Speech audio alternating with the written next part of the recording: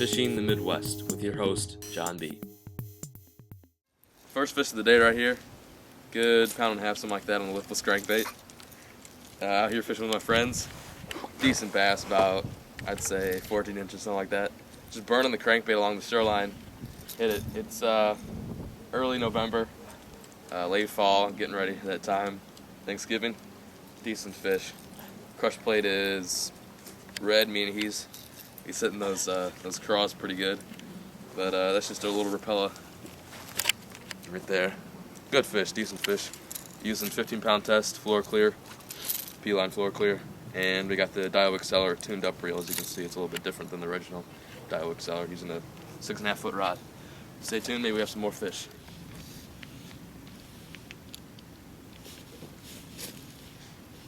Got out back for a little break. Just ate some food a little bit. Came back out.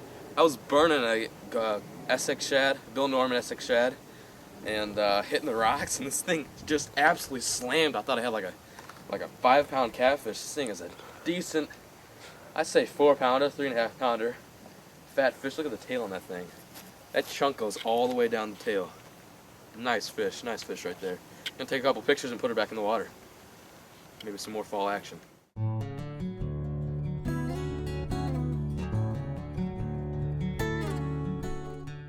Ready?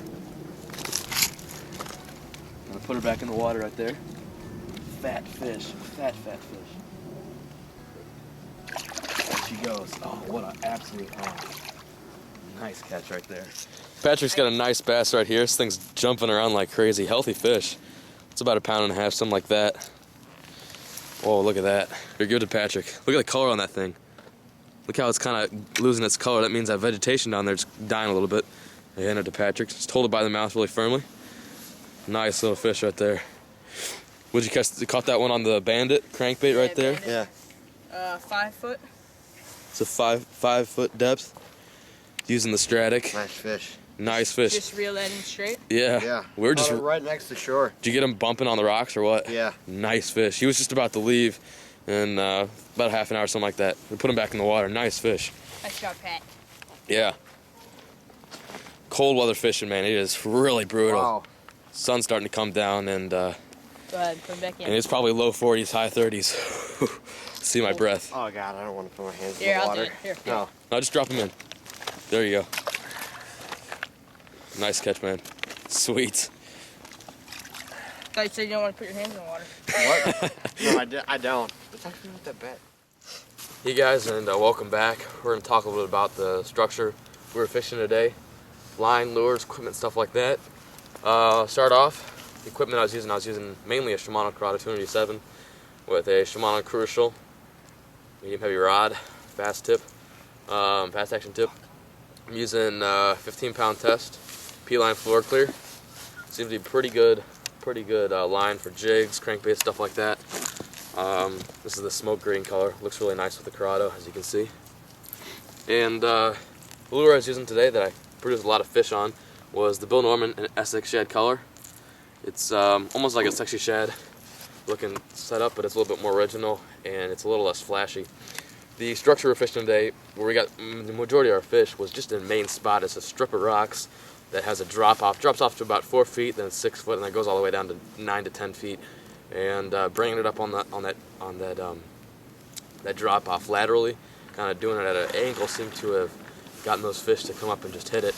Dan, I think, is going to talk a little bit about the lures we're using, stuff like that. Yeah, I was just in the lipless, Rapala, shad. It's a little bit smaller. Really, Compact. the smaller one, lipless shad. And beaver, blue with black, Texas rigging it. The 4-incher. Yeah, flipping it in and out of leftover lily pads. Yeah, it seems like the lily pad's really dying down.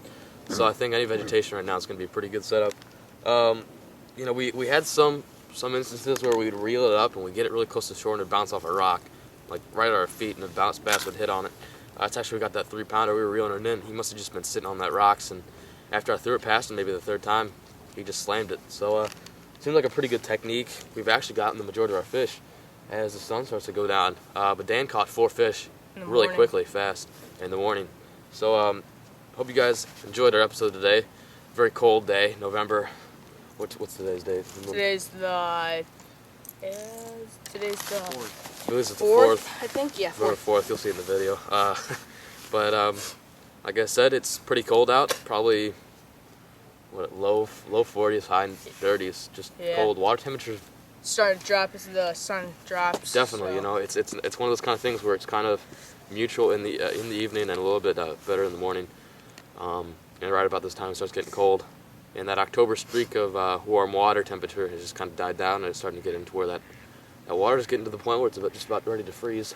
I'd say it's about going to freeze at the end of the month. At least it's going to start to. So stay tuned. Enjoy our next episode of Fishing the Midwest.